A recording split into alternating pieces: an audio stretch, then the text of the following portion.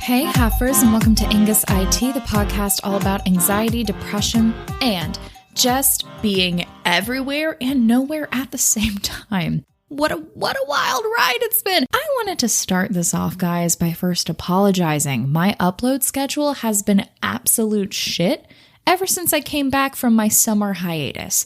And that was not the intention. Things kept happening to me that then delayed the episodes. And so I'm hoping, fingies crossed everybody, that we're past a lot of that, because I went to a podcast conference last week and I just kind of wanted to sit in it, or 2 weeks. I don't know how time works. Anyway, whatever. I didn't have an episode the week I was in the conference, and I didn't have an episode the week after the conference because I just had a lot going on and I didn't want to add stress to try to crank out something in a single day. Essentially, I got back on a Monday and then I slept on Tuesday. So, I just wanted to make sure I brought it all. But I did want to acknowledge that I have been utter shit at my upload schedule. So again, the goal, I'm hoping, dear God, is that we're good now. Things should be resuming once more. Anyway, with that being said, this episode, I kind of want to talk about the podcast conference, and I don't want that to be very limiting because obviously not everybody listening to this went to one. Not everybody listening has a podcast, but sort of more of this bigger idea of giving yourself a break and the importance, I think, of what it's like to leave your shit for a bit. I don't know. There's a lot that I kind of got out of this experience in general that was healthier for me than I realized at the time. So kind of just the lessons learned from doing this. To start, She Podcasts Live is an all-women podcast conference. Basically, no men, really. Everyone else can chill in a loving way, but it's a safe place for women, people who identify as women, non-binary. It's just this nice little safe oasis in, an industry, in a world where the patriarchy is just around the corner everywhere. I don't know. It's not that aggressive. But anyway, it's just kind of this cool chill thing. So I went to the very first one in 2019, and you've heard me say it 30 times, so I'll try to keep it brief, but that's when I finally started taking my podcast seriously. I'd never met other podcasters in my life. Finally, boom, there they are. Yay, huzzah. I made friends, and those friends, Christine and Carolyn, I talked to every other week for 2 years until I got to see them in person again. A lot of good came out of that, and I think what's really important is that the conference came at a very pivotal moment in my life. I talked about that a lot in the last episode. And so leading into 2020, with the hope that by fall, all of this would have been cleared, the fall of 2020, I was like, shit, I need this right now. I am so run down. I'm burnt out. And this was the kind of thing that reinvigorated me. It gave me my spark back, my want to do the hobbies and to change my life for the better, take the good risks. But obviously, 2020 did not happen, which made sense. But it kind of felt like, yet again, another thing taken away. And so I just sit and stew. And then we hit 2021, and my friends and I were talking about this, and it's almost in a way that 2021 has been, I don't want to say worse, it's all relative, but it's almost like we had the hope and we could have gotten through it, and then we didn't. And now we're just extending this stupid long drag out of not getting to do things. All from shallow things to the big hits, weddings and shit. So, it's gotten better, but it's just frustrating. We're burnt out. We're over it. At the same time, though, I feel like 2021 has been a decent year to me. It's been hard, but I'm still happier than I've been in a long time. So I'll take it.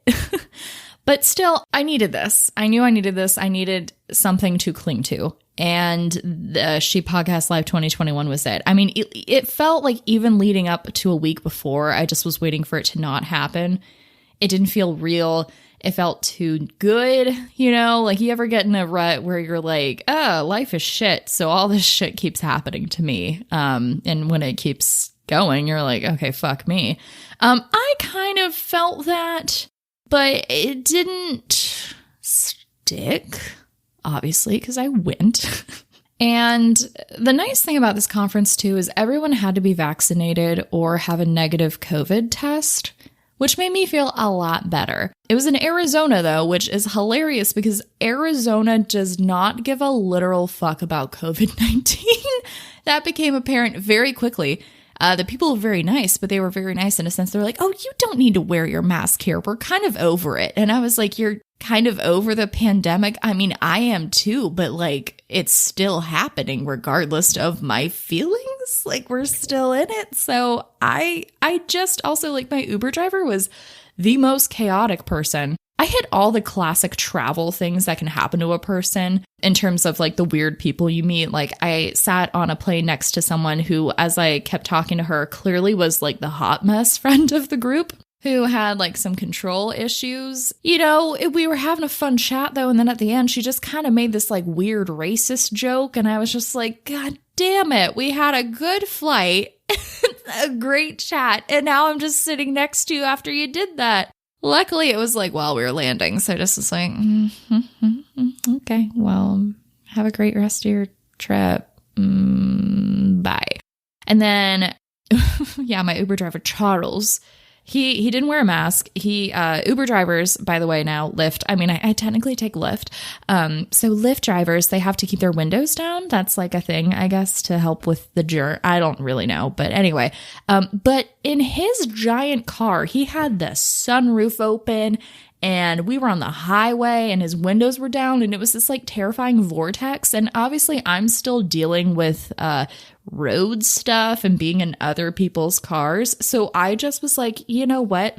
We are driving through Phoenix, a city of chaos. I'm just going to stare at you, Charles, and let you tell me all these wild things. And so the first thing he's like, oh, where are you going? I'm like, Scottsdale. The conference was at the Scottsdale Plaza. And he's like, Scottsdale? What? They pay you to go out there? And I was like, I told him I was going for a conference, but I didn't tell him what. So he thought it was like very fancy business, which, I mean, it's a great conference, but it's really more like giggles and networking and like cocktails. I don't know. That's the best way to describe it. I should do their marketing. Clearly, I'm doing such a great job. He gets into like tour guide mode. He's like, okay, now it's downtown Scottsdale. There's like these 3 bars. I personally like to call it the Devil's Armpit.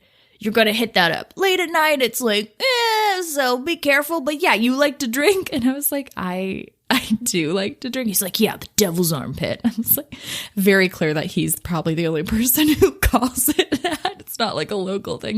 And he goes, ooh, wait, you ever been to White Castle? I was like, no, actually, I haven't. He's like, okay, we just got a new one. I'm like, cool. So the Devil's Armpit at a fast food restaurant. And then he's like, okay, now wait, you should check out, what's it called? Hey, Google, what's the butterfly place in Scottsdale? And it's like, Butterfly Wonderland, you gotta go. And I'm thinking, oh God, what is this? Like a tattoo parlor or something? And he's like, it's a butterfly sanctuary.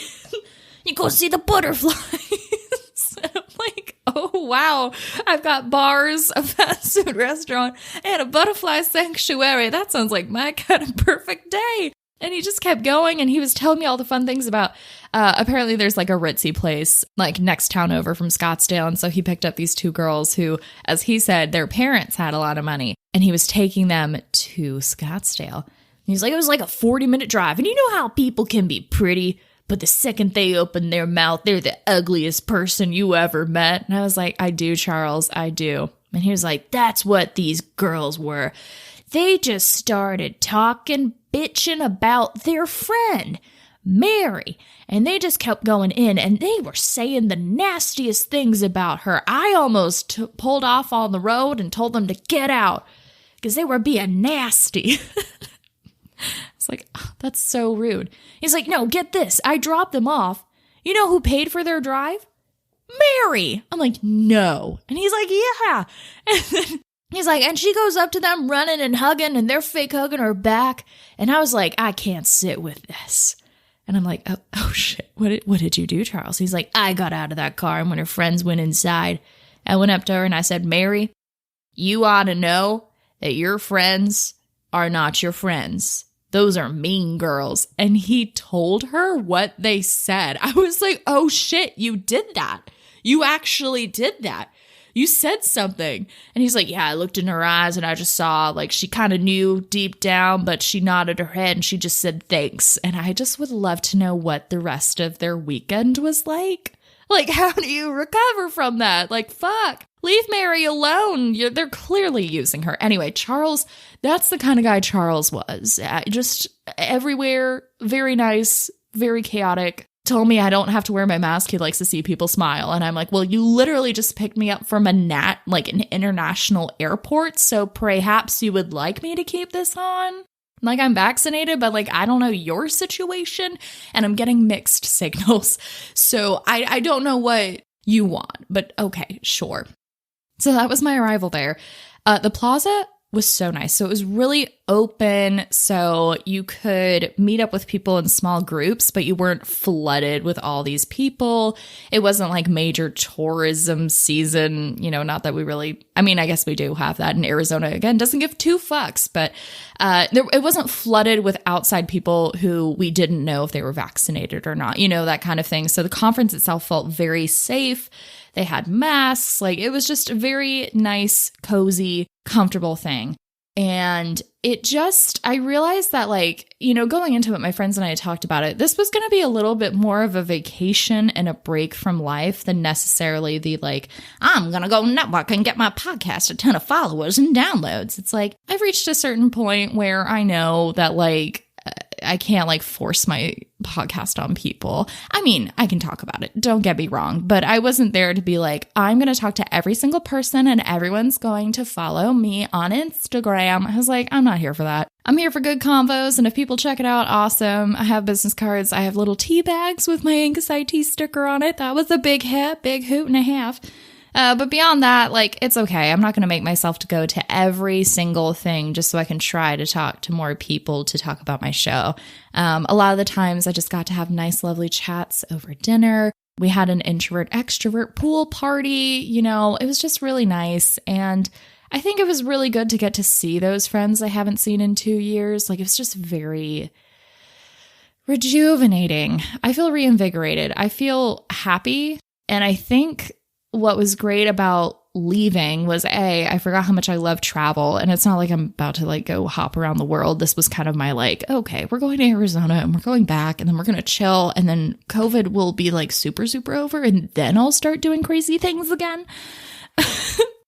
I made this like 25-minute voice memo at like 4 a.m. because I was staying with my friend Christine and her daughter Felicia. They let me crash in their hotel room, which blessings be. I would not have been able to go if they hadn't done that for me. So thank you. Your Emptiness Coach podcast, Christine, and Wonka Watch for Felicia, which I will get into later because I have a third podcast, guys. I have 3 podcasts now. And we're going to save the Wonka Watch talk maybe for next week, but I just go follow. It's like Willy Wonka Watch. Okay. I can't believe I have a third podcast now, but I'm getting a certain way. I need to let it go. Namaste. So anyway, they had to leave at like 4 for their flight, 4 a.m. And so I was just kind of awake though at that point. And I made this voice memo because I wanted to try to remember as much as I could about the conference and I couldn't go to sleep. So I was hoping I could at least, use my wakefulness for good. And I just listened to it so I could prep for this. And it kind of went all over the place. Clearly, it was 4 a.m. But I talked a lot about how it just was nice to not have to drive for a week and to give myself a break from that. Because that's been really hard for me.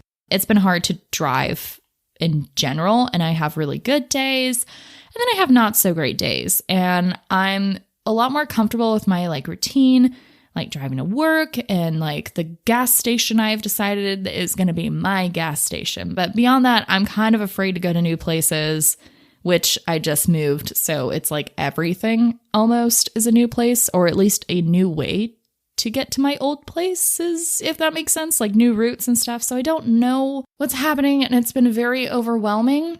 And I knew that, but I didn't realize how great it was to just pause from all of that until I left for this vacation of sorts. And now that I'm back, I feel better. It's still there, but I think it was just a great mental break to not have to focus on that all the time. And I just got to kind of live in this like real but imaginary land where none of my problems existed. They were all back in South Carolina. I was here in Phoenix. Fuck it.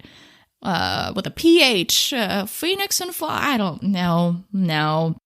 She Podcasts is one of those conferences where the environment is so good. It's good vibes only.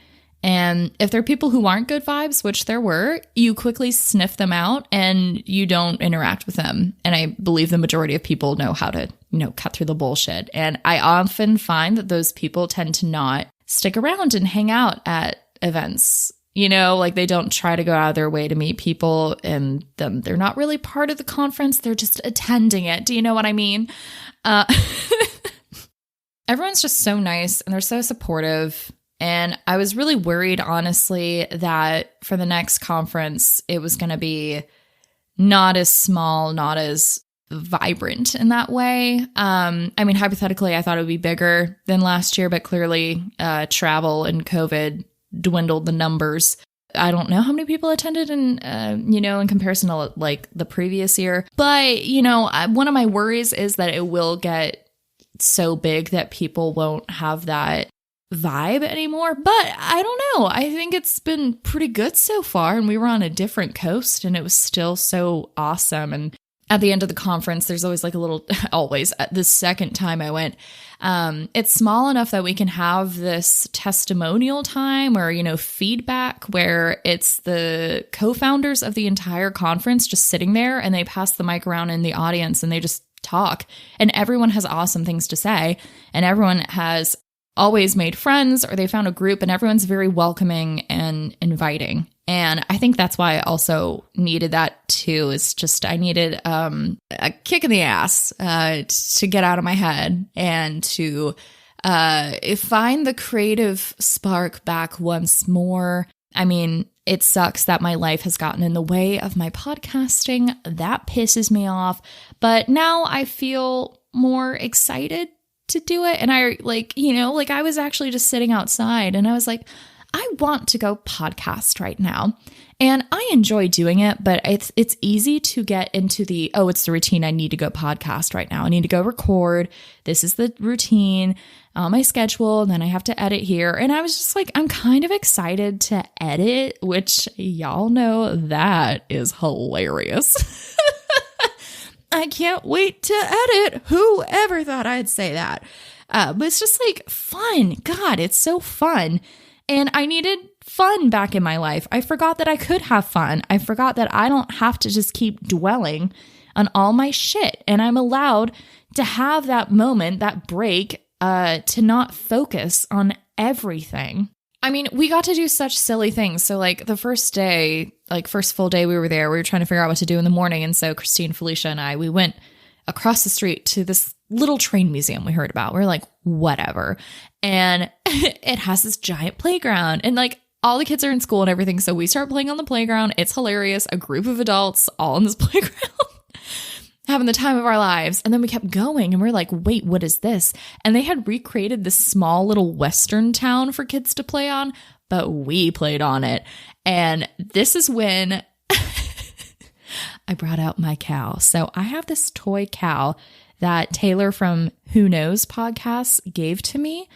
And the idea was that I was going to take pictures of my cow doing things. But again, my life got in the way and I hadn't, my social media, I've not been able to really keep up with either aside from Instagram stories. And so that fell to the wayside. But I brought my cow because I knew this was my cow's moment.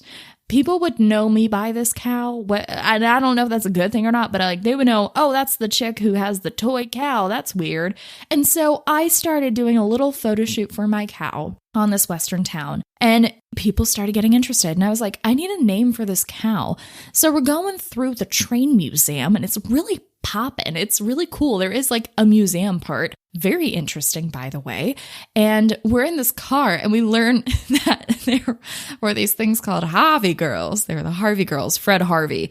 He's this like railroad hospitality tycoon dude. And he's like, yo, wait, we need to set up more restaurants and hotels. That's how we're going to make mad bank off these railroads and stuff. So he would hire people to be Harvey girls. So you had to be like beautiful and all this stuff. And so we basically started calling them train hooters.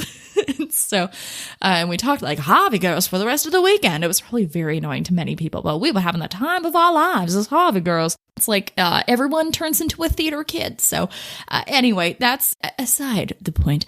The cow, I was like, okay, we might name the cow Harvey. Okay. But then other people brought up some ideas. And so we did a couple polls. There was moolah. And then my friends recommended Quattro because they had my cow has 4 teats. And I was like, that's stupid. But I threw it in there and it did get votes. I accept. It was very close, but the cow's name is Harvey. Harvey. So she's a beautiful cow, a Harvey girl. Yeah, it was so funny because I made this reel of all of Harvey's adventures and then the conference shared it, which made me like laugh so hard. I'm the idiot who just brought around this toy cow. Every time I sat in a session, y'all, I plopped the cow on the table and it was a good conversation starter, I will say. And people did start to be like, oh, there's your cow. Can I get a picture with the cow? And I was like, you sure can. Sometimes things happen and then you say it out loud again. And you're like, that was really weird. That worked, but it did. Anyway, so Harvey is the new mascot for Angus IT. Check out the Instagram to find all of his new adventures. His, her, fuck it. My cow is gender fluid. It doesn't matter. So I don't care what you call my cow. Harvey the cow is a cow and we love Harvey. And that's all that matters.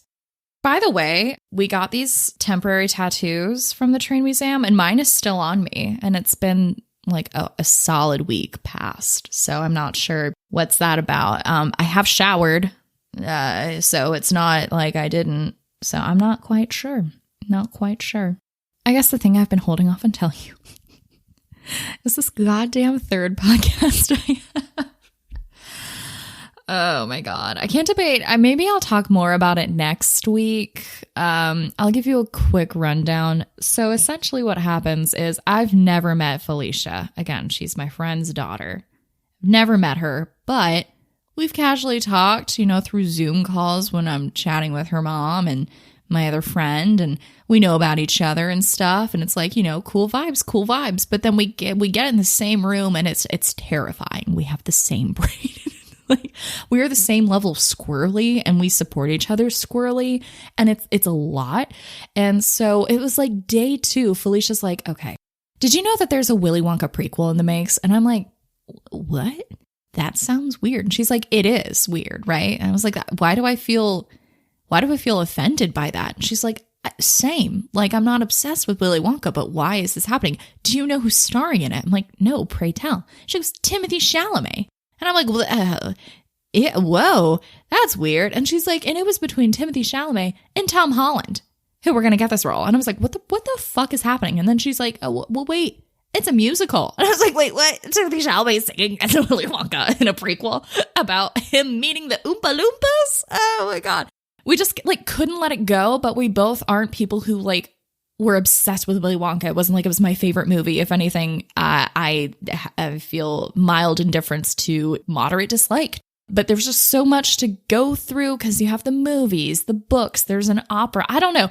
It was a deep dive. And Felicia had this notebook and it just was full of Wonka stuff. And then we kept doing this thing where we would name other things after Wonka. Anyway, we'll talk a lot about that in our first episode because yes, we now have a podcast about Willy fucking Wonka. And it's called Wonka Watch. So go follow it because now I have a third podcast. But just so you guys know, I'm co-hosting and honestly, I show up and I talk. Like I don't have to do the editing. Felicia has taken that upon herself, the blessed little being.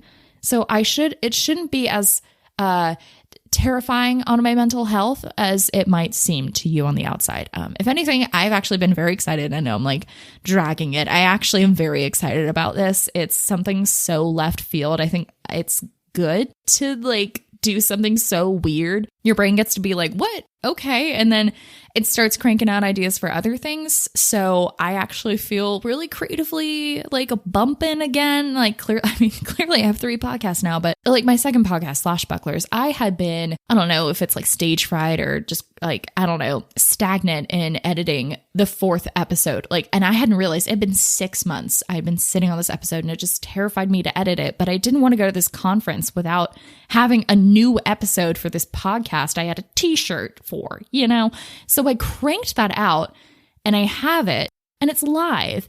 And now with all this stuff happening, I'm really excited to get to the other episodes. Like I just feel so purely happy with all of that. And to get to have a 3rd podcast now in my little belt of creative shit, it feels right. And I feel like I'm just like closer to what I'm supposed to do? ? I don't know. I'm kind of figuring it out. As you've gotten to heard, I have been working on this words. Anyway, it's been a lot, clearly. And I've been trying to like find myself. And I don't know, it feels right. I feel like I'm going in the right direction. I'm just not sure what it is. But apparently for now, it's Willy Wonka. So the fun thing is that Wonka Watch will also be releasing on Wednesday. So you can either pre-game Wonka Watch for anxiety or anxiety for Wonka Watch. I don't know, but it's all around. So yeah, I know I've said it like 10 times, but just again, go follow. So when the episode releases, I'll probably do a snippet for next week. So you get a little taste, a little intrigue. But yeah, I guess final takeaways from my entire experience. I'm not sure. I feel like I talked everywhere and all around. So I'm sorry if that it didn't really go anywhere this entire episode, but I'm trying. I'm here and I'm trying and I'm just really happy. And I wanted to let you know that I'm happy because I know that it's been pretty heavy-ish lately for the past 2 months. And I don't really want to put that energy on you. I know that y'all feel really, it's cathartic because you're going through it too. So we get to kind of be in the shitstorm together. But I wanted to share that I feel so happy right now. And it's been very lovely feeling happy. I've been feeling so much less stress. I finally got to have my last chiropractor appointment. Things are starting to kind of wrap themselves up and I'm just so at peace right now, I would say. So I just wanted to let you know that, we have the bad times, but then we can have the good times again. And I really have my friends to thank and She Podcast Live to thank because that was such an awesome experience. I mean, the first night, my friends and I, we played cornhole and ping pong and we started dancing at night while people were doing tennis lessons. God, I missed being goofy in public and just being ridiculous, and we went to the same restaurant almost every night and I had spicy Mex mules every night, which were amazing. And then we got to know one of our waiters and she was just fantastic. And I don't know. It's just things like that. You got to live in a different world, but it felt real. I think that's the other thing. It felt real. It didn't feel like an escape. And I feel like everything I've done when I've left has been an escape so far. And in a way it kind of was, but this was just, it was, and I had to find a lot of my life stuff, I think, by get this done before She Podcasts, deal with this after She Podcasts. And luckily I got a lot done before so that this after period is just less, appointment filled, all this crap. So I feel good. I really hope this is a good turning point. I think it was for a lot of people. It was really cathartic for everybody. I think it was our first time getting to see our friends that we hadn't seen in ages because we all live across the nation because we all come here to meet. And I think for a lot of people, it's their first time getting to be at a thing like this again and to see that many people. And again, you got to choose your groups and you could we were outside. So you weren't it wasn't a rave or anything, which I think helped people feel more comfortable. But it just was so nice to meet a stranger again, if that makes sense. So yeah, hoping for happier content coming into November. Let's see. So yeah, 3rd podcast, NaNoWriMo. I am actually going to try to do it again. That's right. Last year I couldn't do it because I felt overwhelmed and I only had 1 podcast at that time and a job. And this year I have 3 podcasts and a job. But I'm going to still try to write a novel in a month. So I'm excited to talk about that with you. I'm excited about Wonka Watch, and I'm excited about Slashbucklers. I think after I finish the next 2 editing episodes, I might be ready to start recording again. And if not, I'll start in January. But it's so good to have, I feel good creatively, and that's just what I'm going to ride on right now. So thank you for listening to this episode of Angus IT. I apologize again. I just really want to emphasize that I am so sorry that my schedule is so not consistent right now. I really, really, really want it to be weekly again. So we're putting that in the universe. I really appreciate all of you guys like reaching out. We're chatting. I just really appreciate it. Y'all are really cool. Thank you. You can follow me on Instagram and Twitter at AngusIT. You can go to my website, angusit.com, to check out the episodes. It's there. I never really sell my website that well. And if you feel old school, you can email me, angusit@gmail.com. So I hope that you get to have that reprieve in your life. Like, I hope that whatever shit you're going on, you just get to have like maybe a weekend where you go to a little cabin like an hour away, and you don't have to be around people, but you get this moment, or maybe you give yourself a day to just like stay in your bedroom. I know that that's not always the healthiest, but maybe like if you pretend it's a spa day and you just are like, no one open this door. I'm here and I'm ordering pizza. Whatever it is, I just hope you get the chance to like kind of get out of your brain, out of your situation, come back, enter it with new eyes. And with that, I will talk to you next Wednesday. So help me God. Bye, Heifers.